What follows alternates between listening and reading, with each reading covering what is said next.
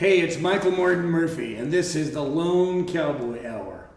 Tonight, I'm going to be celebrating something special. Many years ago, in fact 45 years ago, in 1975, a song called Wildfire came out and defined my career. This is the gold single that I was given by Columbia Records back in the day for that song. I still love to sing it, people still request it, and tonight I'm actually giving it away. Go to writingwildfire.com and I'm giving away the duet version that I did with Amy Grant of Wildfire that's now still being played on satellite radio and many broadcast stations and the internet all over the place. I really appreciate what Amy did for me by coming in and singing on my album Austinology and doing Wildfire with me. She said that she listened to it when she was a college girl, so that means a lot to me. So go to writingwildfire.com and check out how you can get that song right there free, and also get 2 other songs about horses for free. Hope you'll stick around. We've got a lot of guest artists on the show tonight. Kristyn Harris, my son Ryan, the cowboy poet Waddie Mitchell, all talking about horses, all telling stories and legends about horses, the horses that we love. I think if we had a chance to vote on what was the mascot of the country, I think it would have been the horse instead of the eagle. But that was many years later. At the time, we didn't have that choice. Our founding fathers picked the eagle. I think the eagle's a pretty good symbol too. But for we Westerners, well, it's got to be a horse. This is the Lone Cowboy Hour. Hope you enjoy it.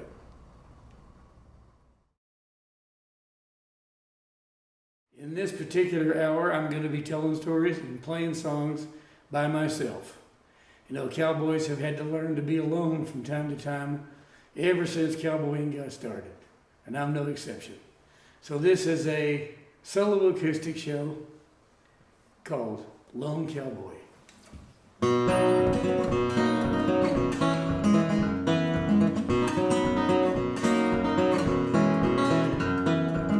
I'm on a rundown, I'm out running sundown, thinking I'm on the right track.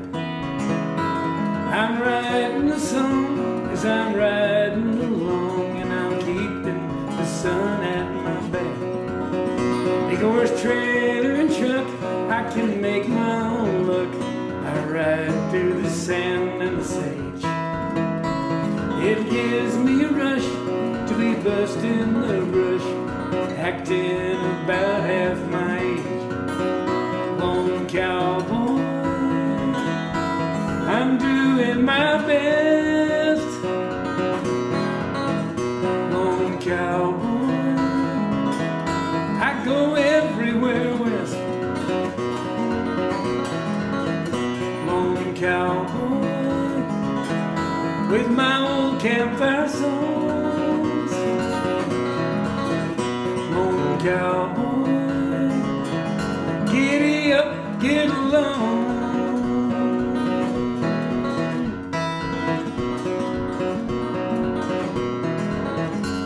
I've owned some good ponies, blacks, bays, and blue roadies, bays, palominos, and paints. Got good songs and bad ones, love songs and sadness, songs about sinners and saints. Still riding like wildfire to find the next campfire. Memories turn embers to coals. But in daylight I'm crying to live forever or die trying, but I'll never get old in my soul. Lone cowboy, I'm doing my best. Lone cowboy, I go everywhere west. Lone cowboy, with my old campfire songs. Lone cowboy, giddy up, get along.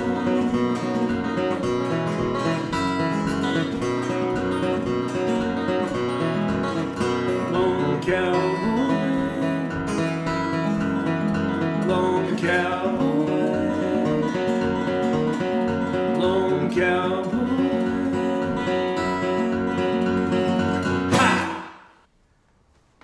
My nonprofit foundation, Murphy Western Institute, is all about preserving Western heritage, particularly Western music. So we really honor young people who go for it and do Western songs. I'm not talking about country, I'm talking about Western. I know of no one who's worked harder as a young person to keep the Western music going than Kristyn Harris. She just did a version of Wildfire, which took her a long way in one of those contests you see on TV like The Voice. I don't even know which one it was, but she got a long way up there singing this song, and I really appreciate it. She's got it on her new album, and she's with me tonight on this Lone Cowboy Hour that celebrates 45 years of Wildfire. Here's Kristyn Harris.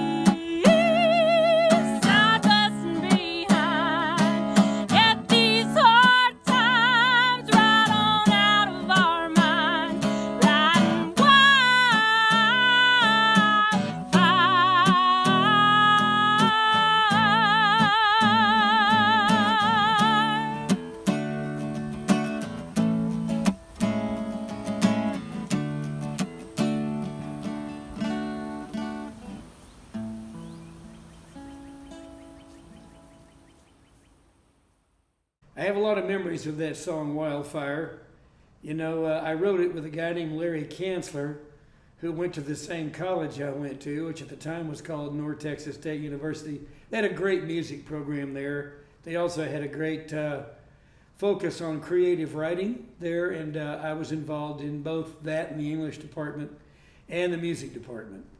Also, back then, they had a few Greek and Latin courses, and I was very interested in ancient times and the ancient minstrels.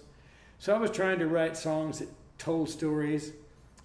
But it wasn't until I moved to California, and I was living in Wrightwood, California at the time, which is up around El Cajon Pass, that I got the idea for Wildfire. I was actually going back and forth between Wrightwood and the Valley in California, where my friend Larry Kanzler lived. And we were writing songs for people like Kenny Rogers at the time, working hard on a project called The Ballad of Calico. And while we were working on it, of course, whenever you're working on focusing on one particular piece, well, then stuff comes out also about other ideas that you have. I had written songs for days. We'd stayed up many late nights. This one particular night, I remember that Larry had gone to bed. His wife was a nurse. She got up at 5 o'clock in the morning. And I had gone to bed at about 3. Woke up, though, at about 5 when she got up to make coffee and go to work. And I had been working on this song in my mind. I dreamed it, as a matter of fact.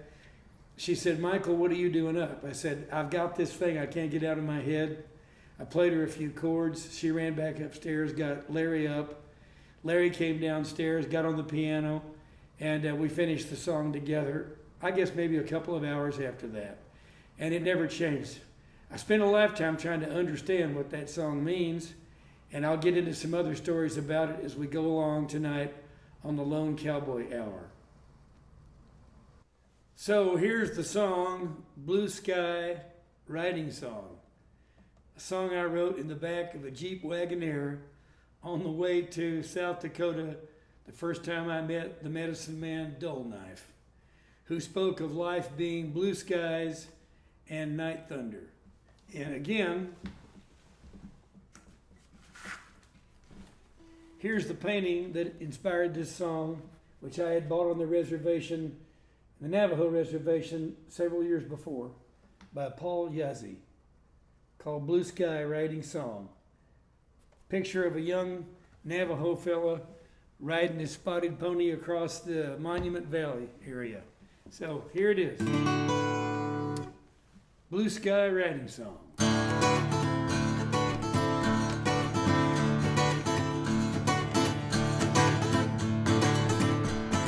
Blue sky riding song, holding on, feeling strong. This is the world, friend, within the whirlwind. I'm spinning on my way.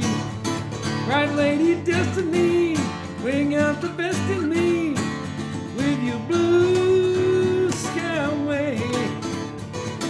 You must be the one I love back in another life. Hold on to me, and I know we both will soon arrive. No, we both will soon arrive.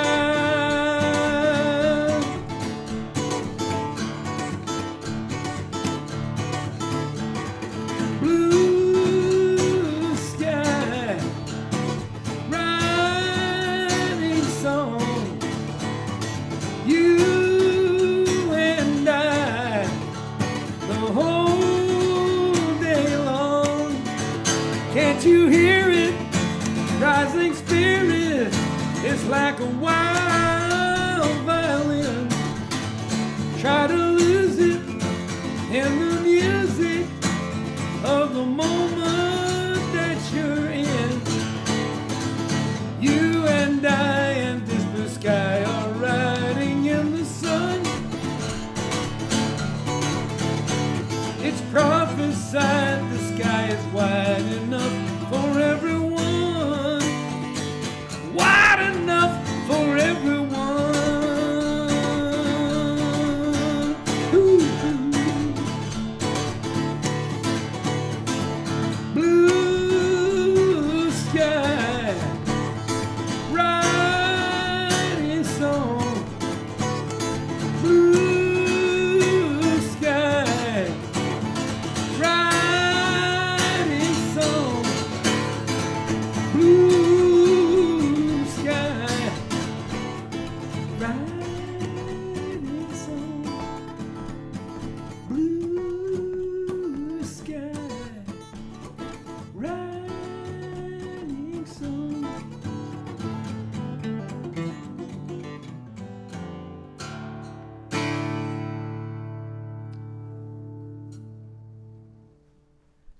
The song Medicine Man was actually written about a real person. His name was Guy Dullknife. Guy Dullknife was the grandson of the great Cheyenne chief Dullknife. Sounds like kind of a funny name to those of us who are living in modern times. Why would you name yourself Dullknife or get called Dullknife? Actually, the original name of that fellow was Morning Star, and he changed his name to Dullknife when he signed the Fort Laramie Treaty, in which he promised he would never sharpen his knife against the whites again, thus the name Dullknife. Unfortunately, later on, he was forced to rebel because his people were starving. He led a long march back to his home place from Fort Reno, where his people were kept in captivity. And because he refused to go back, Dullknife was incarcerated again, but he said, "I stand here on my own land now, and I will never go back south to Fort Reno." Here is an artist's rendition picture of Dullknife right here. That's part of the book that's part of the Murphy Western Library. "Let Us Make a New Way," which is based on the words of Dullknife, who really was a guy who attempted to make peace, but it never happened for him. Actually, here's a picture, a much better picture, of Dullknife and Little Wolf, who led the Cheyenne escape out of Reno, Fort Reno. They were living in a barracks where they were given almost no food, and during the entire time that they were pursued, they were starving to death. Also, then many years later, of course, his son, George Dullknife, was in the Wild West show. He was an Indian policeman on the reservation, and then his son was the Dullknife that I met, Guy Dullknife. And Guy Dullknife was a hero in World War I. Here, his grandfather had actually fought against the U.S. cavalry, and then he found himself a soldier in the U.S. Army in World War I. And he was in a distinguished group of Indians who were a segregated regiment during World War I. Very young man, but an American hero. Now, he died at a very old age, and I was actually adopted into the Lakota Nation right at the time of his funeral. Right before he died, he asked, could Murphy be adopted into the family, and I was adopted into the family right around that time. That's been quite a few years ago now. And I was adopted into the family because I went out to the reservation and met Dullknife in the early 1970s. A friend of mine who was an attorney up there on the reservation, who was a graduate of the University of Texas, had actually asked me to come up there and meet Dullknife, and I wrote that song, Medicine Man, about him. He was the one who took me in, treated me and my wife-to-be very kindly. We actually got married there in a teepee at the place that they now call Wombly, which is where they were married. And we were married later. Old Dullknife once told me that, if you're going to be adopted into the Lakota Nation, Murphy, don't think that it's all magic. You're going to have to go through what we went through with the prejudice against us. And of course, the prejudice against the Indians at that time and the attempt to continue to take away their voting rights in their land was still going on, even in the early 1970s, mid-1970s. In some places, it's still going on. A lot of the old full-blooded Indians didn't even know that they could vote. So that was part of the civil rights movement too. Today, as I look back, I'm proud that I was a part of it. And of course, the album called Blue Sky Night Thunder was based on something that Dole Knife once said to me. Guy Dole Knife said, "Life is blue skies, but also night thunder."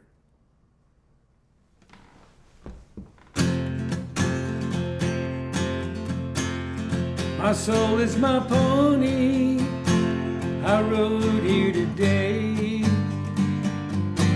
through Badlands and Black Hills.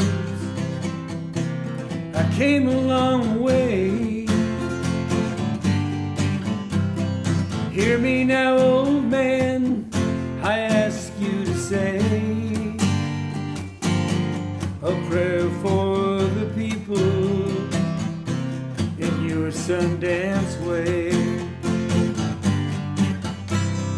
Medicine man, I ask you to sing for us a dance, a chant to put us in a trance.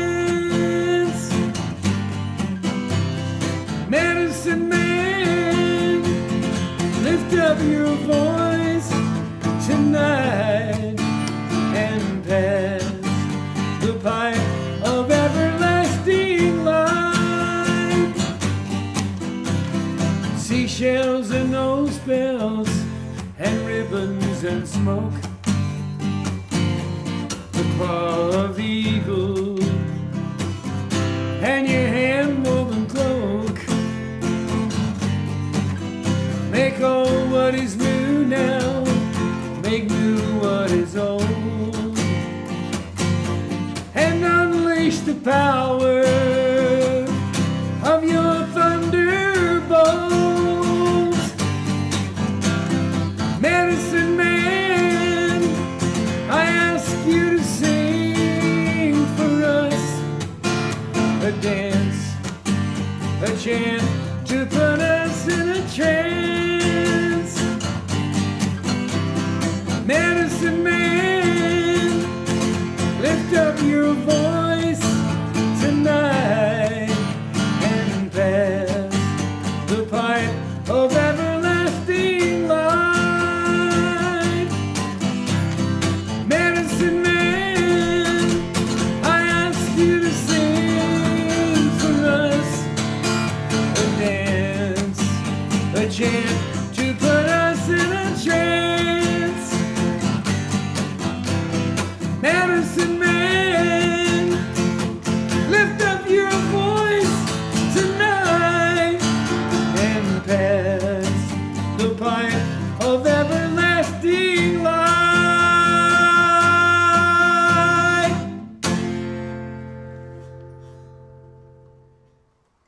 You know, I set out to be a poet of the American West from the very beginning.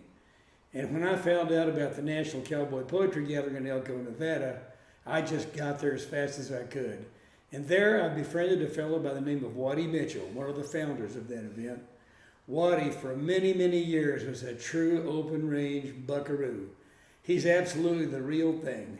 And he's one of the best-selling, best-known cowboy poets in history. We celebrate horses tonight because we're celebrating wildfire. And here is Waddie Mitchell from his ranch over in Jiggs, Nevada, near Elko, doing my favorite poem about a cowboy talking to his horse. It's called Evening Chat. Here you go, young feller. Let me take this saddle off your back. I'll get you a scoop of rolled oats and we'll have us an evening chat. Now let me curry some of this sweat off. I suppose that's the least I can do. Settle down now. Enjoy your grain. I'll turn you out when you're through. Well, we finished this up another day. That old sun is going down. I wonder why we say that when it's the earth that's spun around, because the sun is stationary. You see it, what is that, boredom in your eyes?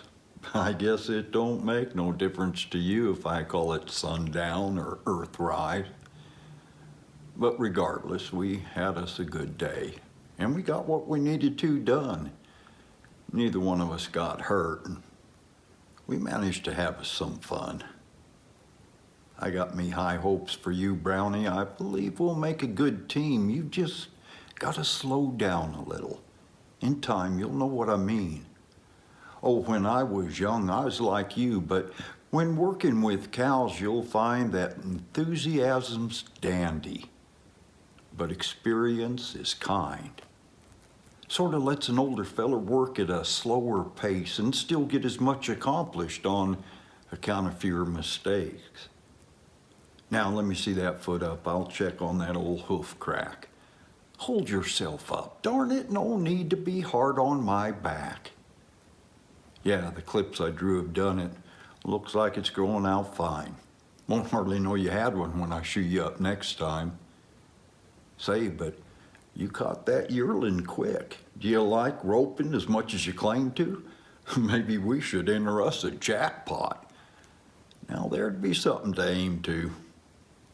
Now, but I don't see the boss allowing me to take you past them hills sides. You know nothing of trailering. I don't reckon you ever will.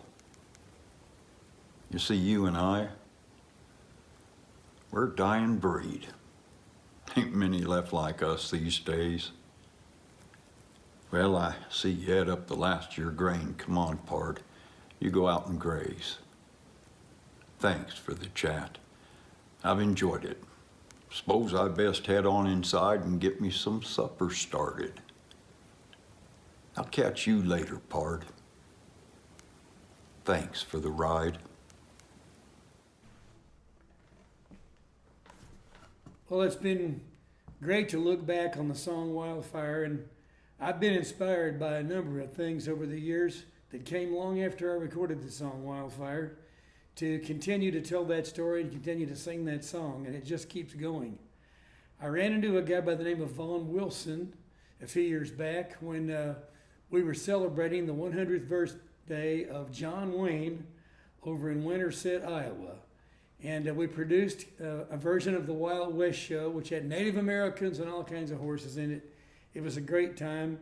And Vaughn Wilson came up from down south and asked if he could photograph me on a horse that was the only horse I ever named Wildfire. I named her Ms. Wildfire, not Wildfire. She was a king-bred horse, which meant she went back to the foundation of American quarter horses and has a king number. Anyway, this is the book that he put out about different people and the horses that they love. By the way, this also had Charlie Daniels and his favorite horse in it, called Tell Me About That Horse by Vaughn Wilson. And that's me and my horse, Miss Wildfire, right there on the cover. And you can go on, look this up on the internet and order it. I think Vaughn still sells these over the internet. And it's a great book about people who just love their horses, not necessarily because they've won prizes or anything like that, just because it was a favorite horse. Here's a different rendition of that same painting. It's actually a photograph that made to look like a painting of me and my horse, Miss Wildfire. Now, Miss Wildfire is gone now. She passed away a few years ago. Just laid down out in the pasture and passed away, and I guess she was just felt like it was her time. She was 25 years old, and she wanted to spare my family the pain, I guess, of being put down in her pain. So she just walked out and laid down and died before my daughter Jessica could get to her. She was gone, and this was in Wisconsin, where I had left her, where she was now an old horse and the kids could ride her. And she spent many a good day taking some of the little kids out around the pastures there in that area. I'll never forget Miss Wildfire and the song that inspired me to name her. Also never forget old guy Dull Knife, who told me a lot about spirit horses and about Blue Sky Night Thunder and all the traditions of the Lakota people, and adopted me. I've also got here a medicine pouch that he gave me. I've still got it. I'm not allowed to get out what's in there. I'll never take it out of there. I know what's in it. Also, he gave me this pouch, which is really quite a remarkable piece Inside of it is sewn an American flag, and he claims that he had carried this for many, many, many years. I have an idea it might have also belonged to his dad, George Dullknife, and possibly even maybe goes back earlier than that. But it's an old bag in which they carried a pipe and other sacred objects. So it's all tied in with that time in my life when I was discovering the great old desert rats of the world, like good old Dullknife. Well, it wasn't very long after I did the Blue Sky Night Thunder album that old Dullknife, Guy Dullknife, passed away, and another old timer who was a Cherokee from Georgia out in the Mojave Desert passed away. These were great old desert rats who lived out on their original country and in the desert, and I honor them with a little piece of this song that was also on that Blue Sky Night Thunder album. Goodbye, old desert rat, you half crazy wildcat. You knew where it was at, what life is all about. You old saver of catalogs, king of the prairie dogs. Success is survival, and you toughed it out.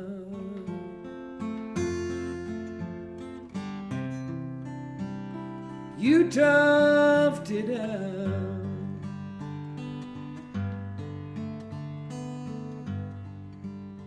I'll never forget when my good friend Leonard Cohen said to me one time, "Murph, success is survival. If you can just survive in this world, you are a success." That's partly what inspired this song too. Thank you, Leonard Cohen. Thank you, old Dullknife, Guy Dullknife.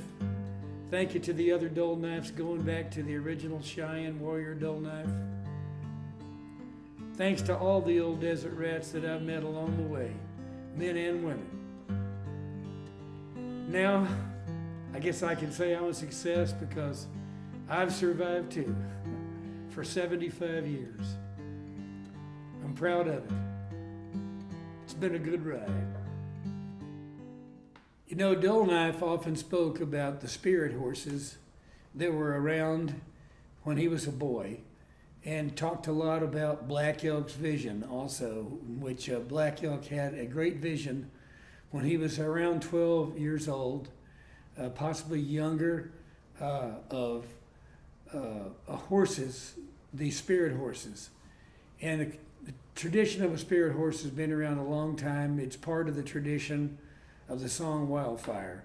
And that's why I did a tribute to Guy Dullknife back in the day when I made the album Blue Sky Night Thunder, off of which came the single Wildfire, and the song Wildfire eventually achieved its highest status. And of course it stayed with me all these years, taken me a lot of years to unravel all the stories and associations with the spirit horse, sometimes called Wildfire, sometimes called Running Shadow, and other names. Always, though, a mystical, mysterious horse. There's more to the story, and we'll get into that in just a little bit, right here on the Lone Cowboy Hour. So people ask me all the time, what's the story on Wildfire? Well, Wildfire actually comes from an old legend that was around the West and the Southwest for many, many years. You see, the Spanish people actually brought the horses to America. Now, there's some Native Americans who claim that there were horses that you could ride in North America long before that. And I'm not going to get into that dispute right now or a disagreement, but I think it's probably a possibility that on parts of the plains there could have been some relatives of those old prehistoric horses that were here. But for most Native Americans, horses had not been around during the time that the Spanish first brought them here. And this was about 500, 600 years ago when the Spanish came. And of course, they didn't bring just any old nag over on those ships. They brought over their finest horses. And back in the day, the conquistadores, the people that led those expeditions, were knights. And knights often loved to ride a milky white horse. Now, this was not an albino horse, but a gray horse. Gray horses are often born dark, always born dark, and then turn white for the same reason that human beings eventually get white hair, except they do it quickly. And these steel dust grays, as they called them, were the most treasured horses in Europe. The Spanish who brought them here brought great bloodlines with them. Of course, eventually, because of contact with Native Americans and conflict with Native Americans, a lot of those horses ran away in battles, and sometimes they just got loose and got away, and eventually they became the breeding stock of the original horses that we call Mustangs. Comes from the old Mexican word mestiñero, Spanish word mestiñero, means a mixed breed. Other horses came in later and bred in with these original pacing white stallions of the area they called the Llano Estacado, the staked plains. Those plains were so vast and there were so few landmarks, they called them the staked plains because the conquistadors put stakes down as they went along to try to find their way back. Why'd they have to do that if it was a plain? Well, sometimes you would dive down into these big canyons like the Paladuro Canyon over by Amarillo. Amarillo now, it wasn't there then, of course. And on north, there were lots of canyons, arroyos, washes, and places where you would go down. And they'd get lost. They didn't know where they went down into these canyons. The Rio Grande was particularly a real challenge because it's about 800 feet deep in places. And they'd have to try to find a place where they could cross it. Sometimes they went down steep trails into the very bottom and then steep trails that went back up that the Indians had used as footpaths for years. Anyway, these horses ran away, and of course breeding with lots of other horses became the Mustangs that eventually the cowboys rode, and the Indians began to ride and became the greatest light cavalry in the world. It was almost the fact that the Native Americans overcame the U.S. people and the Europeans who tried to settle the West because they were such fantastic horse people. But of course, that never would have been possible if it hadn't been for their captives or their enemies bringing the horses here. So there was a connection between the two cultures over horsemanship. Now, every once in a while, there'd be a throwback in this mixed breeding, and you'd get a horse that looked a lot like the original horses. There was one legend about a ghost horse that could never be captured. And the Indians believed that as long as there was one ghost horse left out there, or a few, then maybe they could reclaim their culture again. This ghost horse of the Llano Estacado was a pretty amazing character. Mustangers tried to throw their rope around him many times, so goes the legend, and they were never capable of doing so. And it's said that the ghost horse of the Llano Estacado would rather leap off the edge of a canyon to his death than be captured by a Mustanger's rope. Many years later, of course, there was a film made called Spirit, and it covers this legend in great part. Although in Spirit, of course, it's an animated film, it's supposed to be a real horse that does this, not really a spirit horse. But that's where the legend comes from. I remember talking to the guy who wrote the script to Spirit when he won the Wrangler Award at the National Cowboy and Western Heritage Award. And he said the song Wildfire was part of the reason that he wrote that movie. And it really came out great, I have to say. I'm not taking credit. But his research into the original story of Wildfire really made that one of the best animated films ever. I've never met a kid that didn't fall in love with it. You know, For years and years, kids have been coming up to me and saying that they named their horse Wildfire. So there's a lot of mystique about this. Anyway, years later, my son and I, Ryan, my son and I, we were asked to write a series of songs celebrating the American Quarter Horse Association's 50th anniversary. I performed on that celebration at Will Rogers in Fort Worth, where they had a great production about all the things that quarter horses could do. And of course, all quarter horses have a little bit of Mustang, a little bit of Spanish, and a little bit of Arab blood in them, because that's the mixture. And so we were supposed to write these songs, and I said, let's do one that goes back to the original legend. And I had known about that original legend for quite a long time, although I didn't base my song on it. I did some research on ghost horses, and this book right here, The Mustangs by J. Frank Dobie, made me aware of that original story of the ghost horse of the Llano Estacado.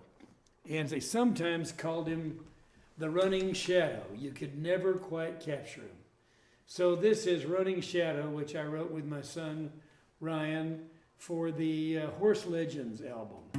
It was not on the Blue Sky Night Thunder album.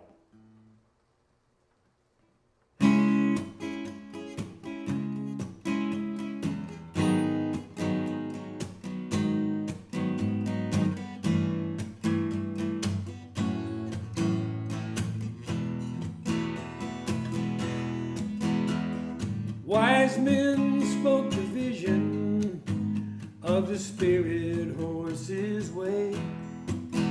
Like the Savior, he has risen from the ashes of the plains. All the souls of mighty warriors flowing in his veins. All the hopes of ancient nations flowing in his mane. And the spirit voices sang, never chase a running shadow underneath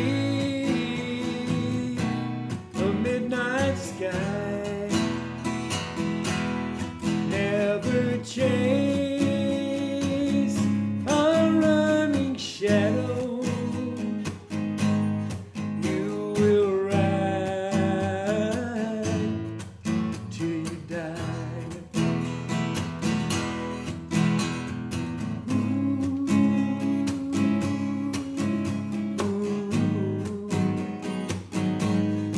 you will ride till you die. To the badlands of Dakota, one lone rider came to catch the ancient spirit they said could not be tamed. He laughed at all those legends, he called their stories lies, called it superstition, foolish dreams of fading tribes. And the spirit voices cried, never chase a running shadow underneath a midnight sky. Never chase a running shadow. You will ride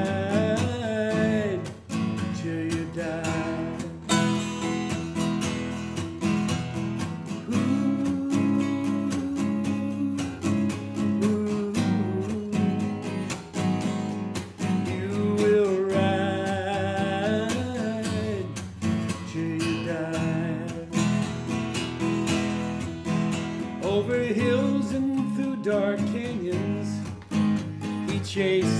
steel dust gray. But he could not catch the spirit, he could not break his pace.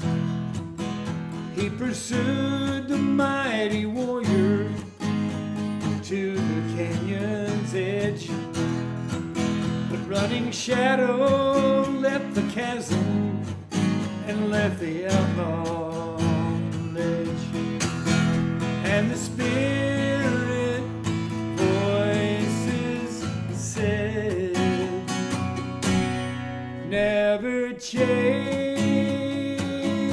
a running shadow underneath a midnight sky. Never chase a running shadow. You will ride till you die. Never chase a running shadow. You will ride till you die.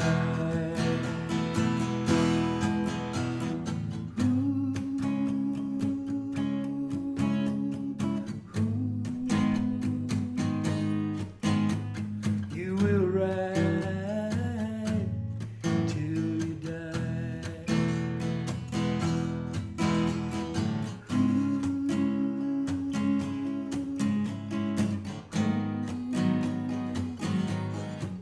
You will ride till you die.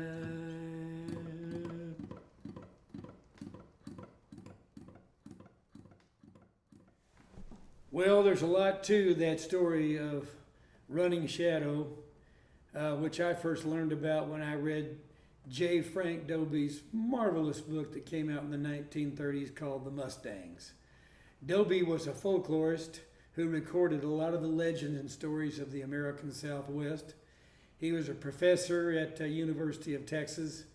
In fact, he lived up until the 1960s or so, and maybe a little bit later, I'm not sure. But I remember when I was a high school student, I saw Dobie walking around in Austin, Texas, in his white coat a couple of times. He'd often wear a white coat in the summertime as he strolled around the campus and the streets of Austin.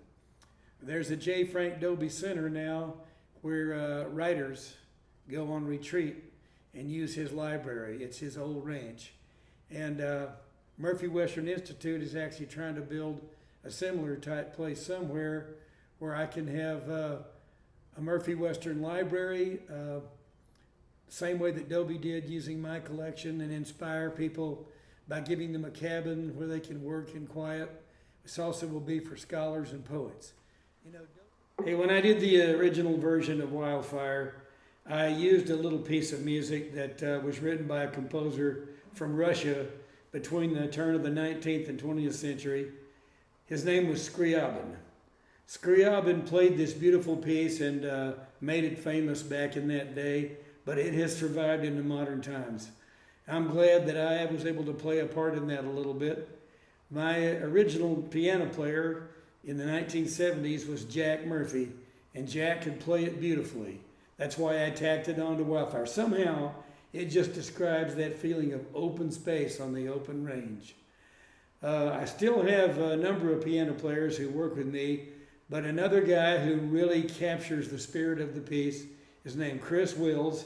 He's a music teacher out in California, but he also goes on the road with me from time to time and plays show. Here's Chris Wills during the piece that introduced and was the outro, as you might say, to the song Wildfire back in the day. Chris Wills doing the Scriabin piece. Thank you, Chris.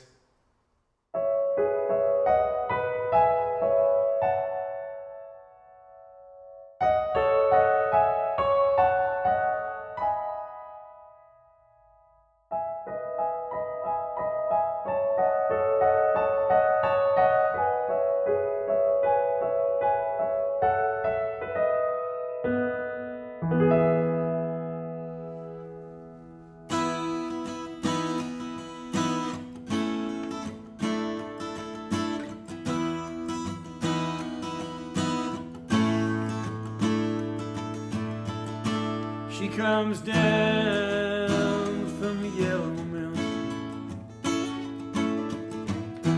On the dark flat land she rides, on a pony she named Wildfire. A whirlwind by your side on a cold Nebraska night.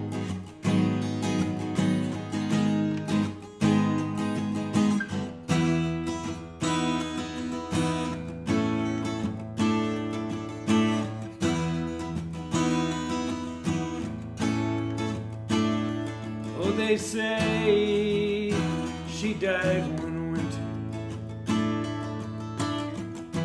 when there came a killing frost, and the pony she named Wildfire busted down his stall. In a blizzard he was lost. Been calling wildfire,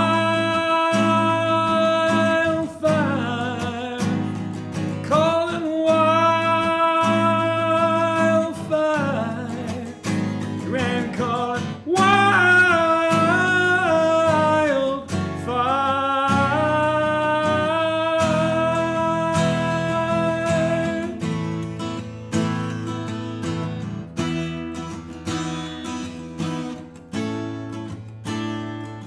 So by the dark of the moon I planted,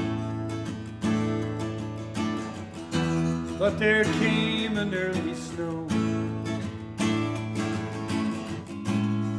Been a hoot owl howling outside my window now, 6 nights in a row.